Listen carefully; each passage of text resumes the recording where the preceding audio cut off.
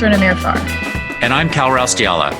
And this is International Law Behind the Headlines, coming to you from the American Society of International Law. Welcome to another episode of International Law Behind the Headlines. I'm Cal Raustiala, and it's my pleasure to invite on the podcast today two people who both were editing a recent symposium, very recent, the most recent symposium in the American Journal of International Law Unbound, usually known as AJIL Unbound. So I'm really pleased to have with us Katerina Linos and Elena Chachko. They both served as co-editors of the symposium on Ukraine and international law, a topic that really couldn't be more timely or significant. And the symposium covers a wide range of topics related to Ukraine and international law. So we'll get into that in a moment. But first, welcome Katerina and welcome Elena. Thank you, Cal. It's great to be here, and I look forward to talking about the ideas in the symposium, which I think is very timely and raises very important questions about the war. Yeah, terrific. I agree 100%, and I recommend it to all of our listeners and to AJIL readers. And if you're not familiar with AJIL Unbound, it is the online portion of AJIL, which has been going for several years now and has an enormous array of really excellent, but also relatively brief content. So all of these pieces, I believe 3,000 words is the limit on AJIL Unbound. So they're all quite concise, but very well done. So maybe I'm going to direct these questions to either of you, unless there's some specific issue. But I guess the first question is just,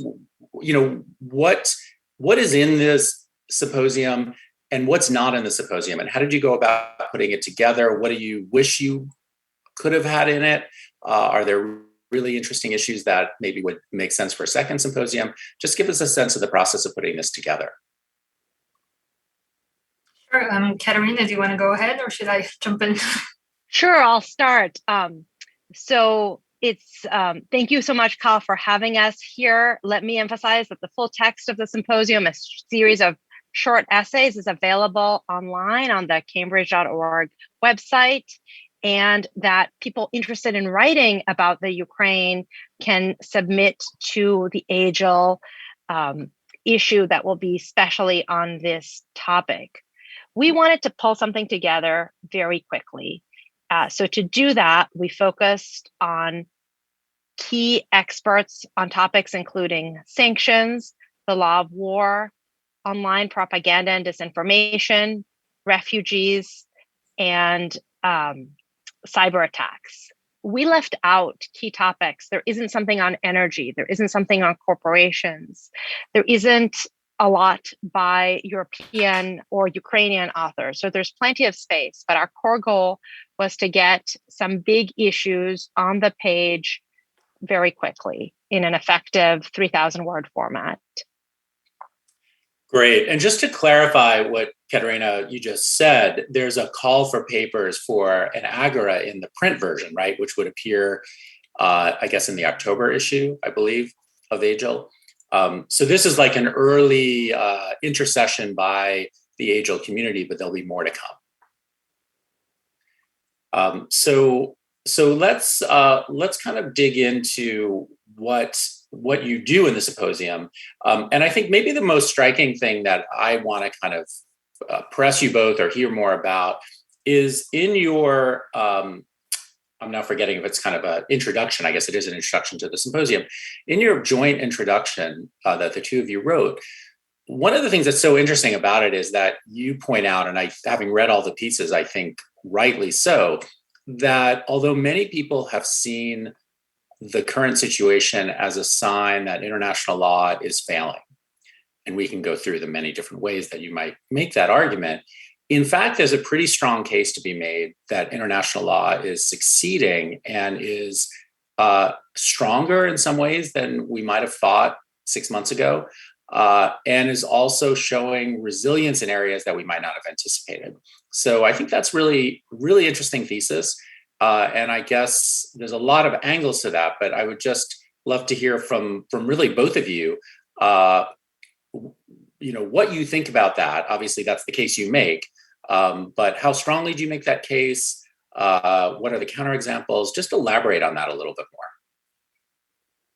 Yeah, sure. So I'm happy to take this. I think for us, the main point we were trying to make is that after years of many key actors turning inwards, it's certainly true for the United States that sort of disengaged from international organizations and international cooperation during the Trump years. It's true for the European Union that faced enormous challenges, including Brexit during those years. There was this feeling that international law has lost its power, has lost its vigor in shaping international developments. And here we have this enormous challenge to the international order with Russia invading a country, blatantly violating key international norms. And the expectation initially espoused by many international actors was that international law had nothing to say about it, and that international partnership will not play a role in shaping that trajectory of events. And what we saw as the conflict developed was that this was not true.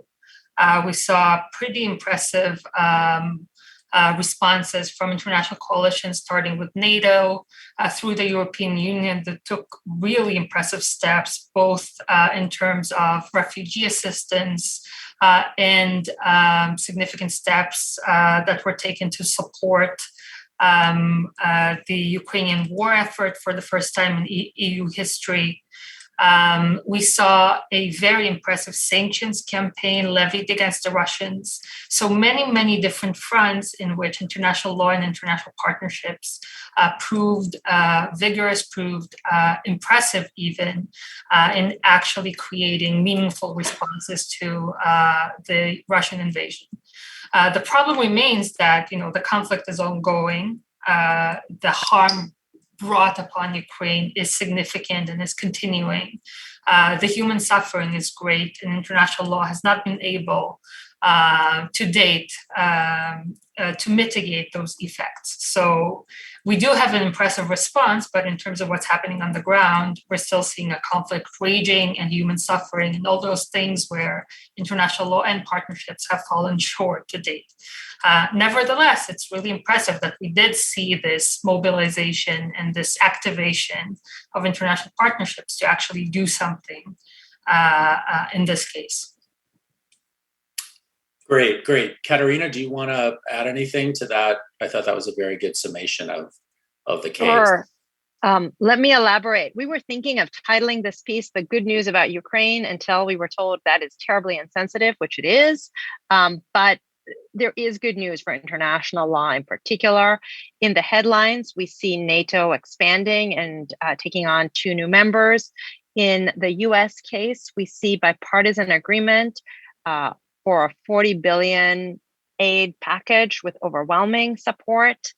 In the EU, we see Poland, which had rejected the institution, which had turned away Syrian refugees, which was allying closely with Hungary's Viktor Orban, just doing a 180 and supporting the institution, taking in so many refugees. We see the Europeans within days of the invasion suspending all kinds of plans they had put in place. So they had said, when it comes to refugees, they need to settle in the first safe country they arrive. Now they say within 3 days, we'll take in an unlimited number of Ukrainians and they can go live wherever they want in Europe. There is new efforts to have defense policy, something that was left in the member states, done at an EU level. And the sanctions put in place build on past efforts in Iran, but are so comprehensive and so sizable that, again, I think there is renewed understanding that international cooperation can be effective and rapid when we doubted this in the past. Yeah, no, I think that's a very compelling case. The kind of obvious counterpoint is, and I want to talk more about Russia and whether we're constructing an international law that leaves certain states out or that certain states seem to be exiting. I don't want to put the onus on either side as a first cut, but it does seem like the key issue of territorial aggression, enormous levels of violations of the laws of war in many different ways. This is, of course, all covered in the symposium that you put together. There's at least two pieces that really address directly these issues about the use of force and the violations of Article 2.4 of the Charter, as well as the way the war is being fought. I think it strikes a lot of observers as problematic, and at a minimum. And in the very beginning of the war, there was this sense of, isn't the UN useless? There were a number of people writing pieces, or certainly on Twitter extensively bemoaning, what good is the United Nations if basically this can happen and Russia can veto, and really there's virtually no response. Now, as you show, there is a response. But how do you defend your proposition against the fact that it does seem like an aggressive territorial war, the very kind of core of the UN Charter's mission, at least as of 1945 when it was drafted, is occurring right now? How do you sort of see that fitting into your claim? Yeah, so I'm happy. Well, I wouldn't say I'm happy to take that, but I would take that. The question is, international law has been violated consistently for a very long time. The Russian invasion is not news in that respect. And we've seen violations large and small from both Western countries and countries in the global South. There's no news in that. The question is what happens to reaffirm the norms, the basic norms of the international system once a violation occurs. And in that respect, I think that what we saw after the Russian invasion was encouraging, because the major players on the international stage reaffirmed the norm that there shouldn't be blatant violations of sovereignty through military invasion with the intent to seize the existence of Ukraine as a sovereign entity, right? And we saw that message, that norm, that fundamental tenet of international law reaffirmed through the behavior of international actors. And I think that's important. And we'll continue to see violations of basic international norms, but that does not make those norms any less significant, in my view, and in the views of many other scholars that have responded to this conflict. Yeah, let's talk about that issue of norm violation a little bit, because obviously this question transcends this particular case. And there's been, long discussion amongst international lawyers and scholars about how to treat norm violations and the reactions that they sometimes engender. So is there a point, so you're taking the stance, let me back up. You're taking the stance that the strong reaction against this quite blatant violation of a norm is in fact evidence of the strength of the norm. And I think that's a reasonable position, and again, a position that existed before this conflict in other domains. But where do you draw the line, or how do you see the balance between those two issues? So in other words, if another war was to break out, let's say later this summer, something I hope won't occur, China were to invade Taiwan, or imagine another instance. At what point do the violations build up sufficiently that this argument starts to fail, and in fact, the norm is actually not really viable anymore? How do you see that problem? Katerina, do you want to jump in, or should I? Sure. So I think there are two sets of norms here that have been violated, but to different extent. I think there are grave violations of Article 2, territorial aggressive war, that has been violated in a shocking way. And I think there are violations of the law of war, targeting decisions, killings of civilians, killings of prisoners of war, that are not as shocking simply because we saw similar and worse atrocities in Syria and in other conflicts. So I think we are seeing some effort by the Russians, and perhaps I'm a minority in this respect, to keep, to some extent, to use in bello prohibitions, even as they characterize what is blatantly an aggressive war in other terms. I think when it comes to war and when it comes to norm violations in general, it is good to see that we don't have a ratcheting up immediately after the first conflict. So the fact that it has been 3 months now and there hasn't been another action by the Chinese, by the Russians, by another party is impressive, as is the fact that after 3 months, we have a war that is continuing when many experts believed that this war would have ended within a couple of weeks. So we do see norm change over time. Here in California, we see different norms towards same-sex couples, towards homeless people.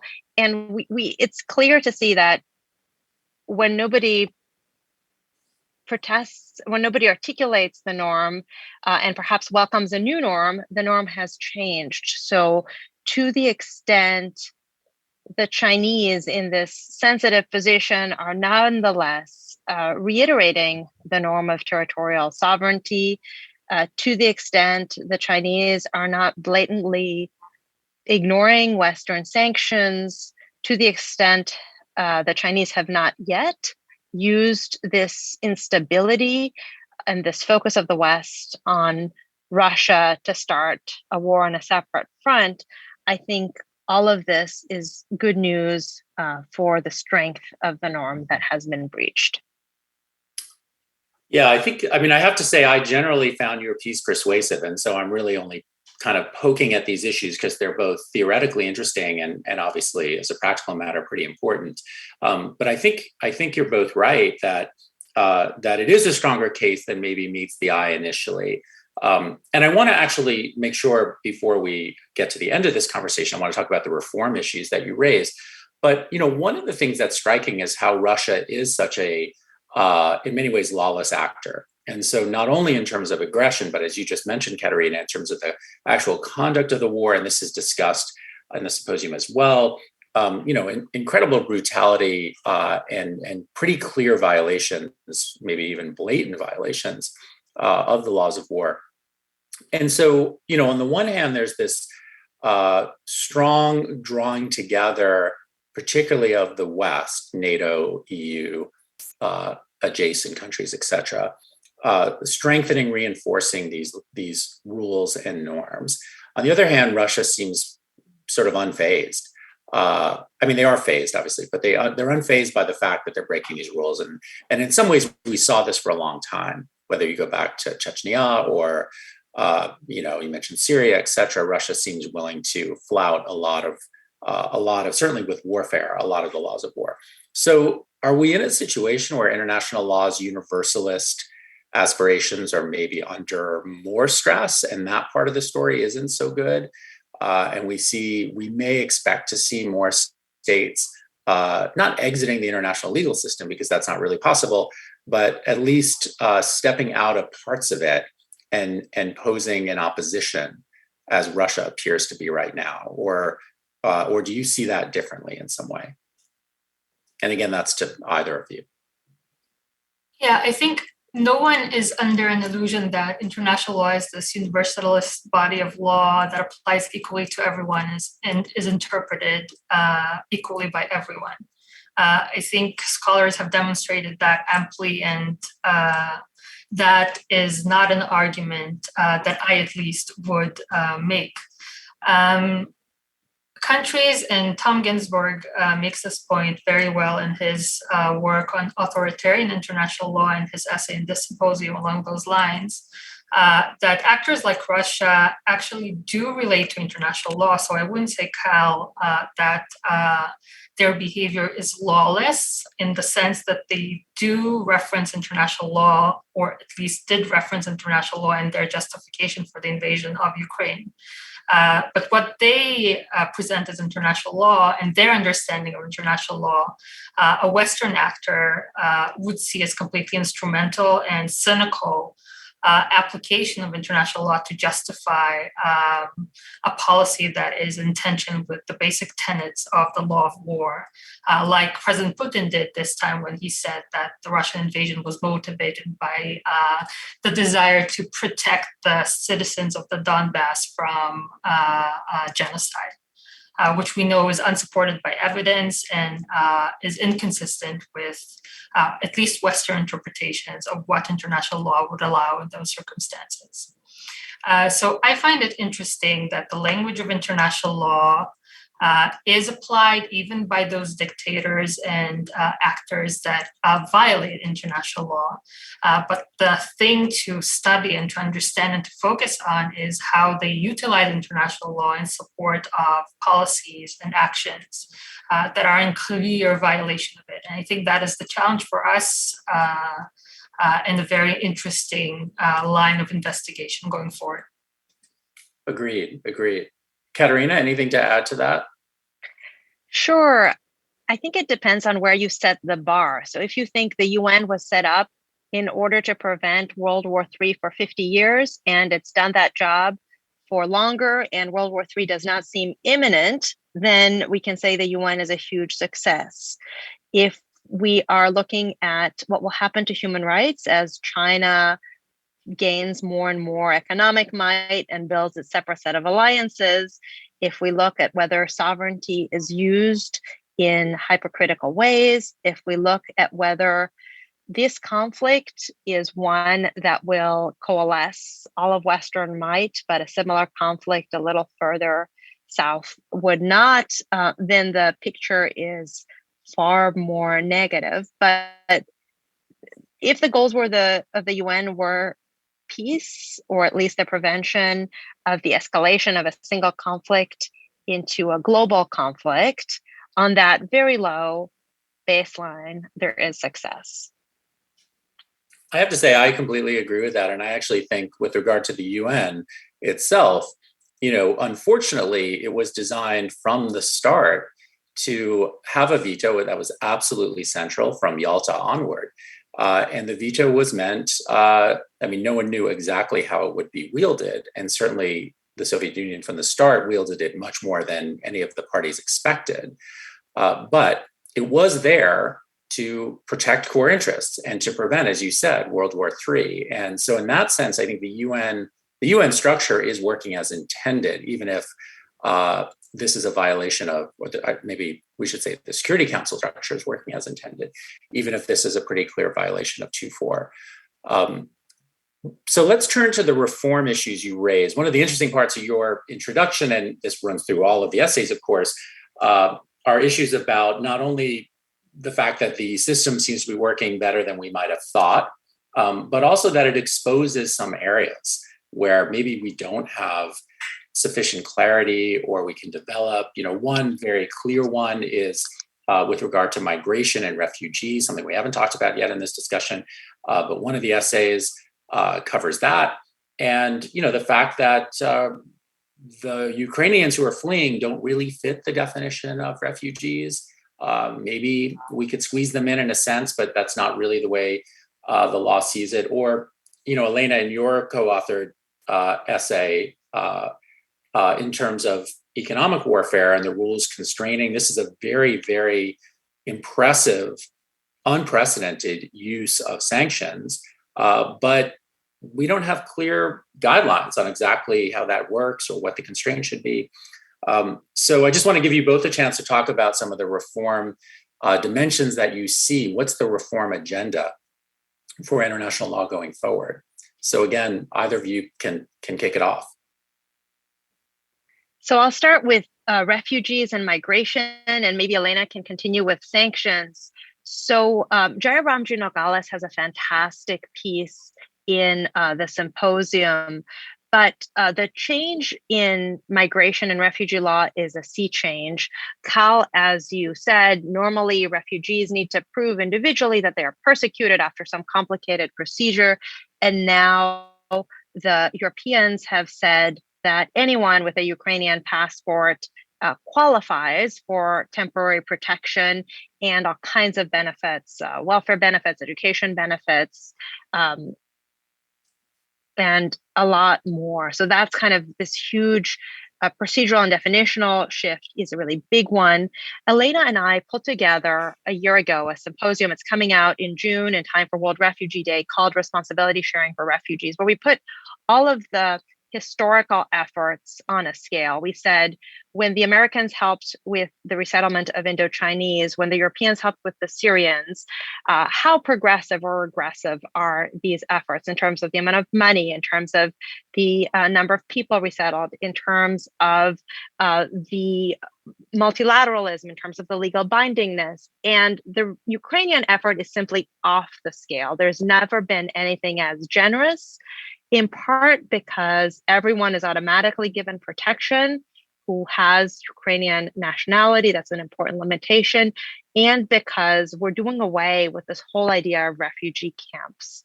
So a lot of the problems associated with refugee law stem from the fact that refugees are in enclosed spaces for decades, and the new policy is set up to put people close to workplaces, close to schools. And that's just transformational. It has already led to improvements for other groups like Afghans and Cameroonians that were forgotten and somehow got US temporary protection shortly after the Ukrainians did. So that's a sea change in the area of migration and refugee law.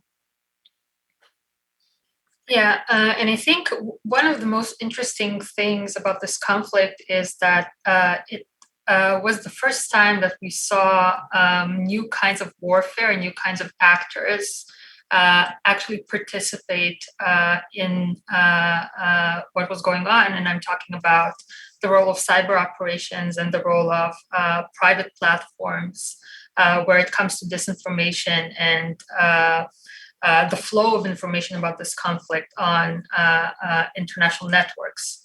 And because it is so new and because we have talked so little about what international law has to say about both of these arenas, I think what we learned from this conflict creates a very interesting basis for talking about reforms going forward. And I'll talk about sanctions. Again, as you mentioned, this is in my essay with Ben Heath. So sanctions have been an increasingly important tool of statecraft, increasingly applied by major actors like the United States and the European Union for the past 2 decades and more. But this time, the scope of the effort, the fact that it was so unprecedented, so fast, so comprehensive, raised new questions and brought attention to the regulation of sanctions and when and how they should be applied. And those issues were sort of percolating under the surface for a long time. But the sanctions effort on display during the Ukraine conflict generated lots of interest and lots of attention and lots of questions about the effectiveness and the legality of sanctions.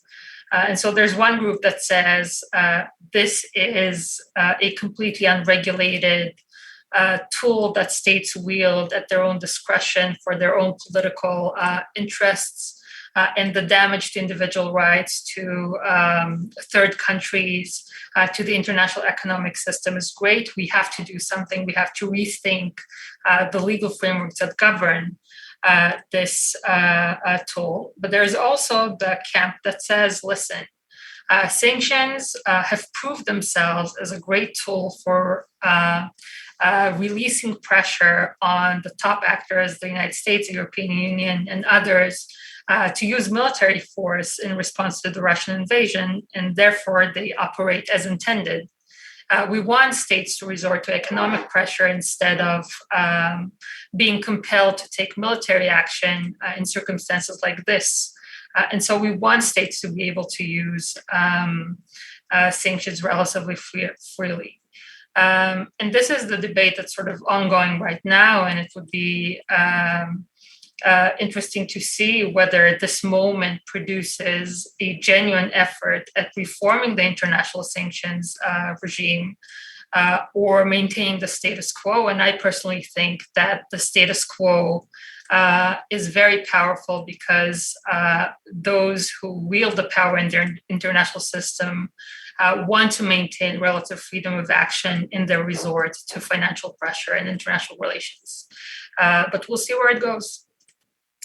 Well, that's terrific. And I really want to applaud both of you for putting together a very interesting, very enlightening symposium in AJIL Unbound. And just to clarify for listeners, this was mentioned at the very beginning, but there will be an agora in the print edition of AJIL. There's a current call for papers, which you can find on the AJIL website. And the ask is for submissions by June 20th. So there's still time to submit if people are interested.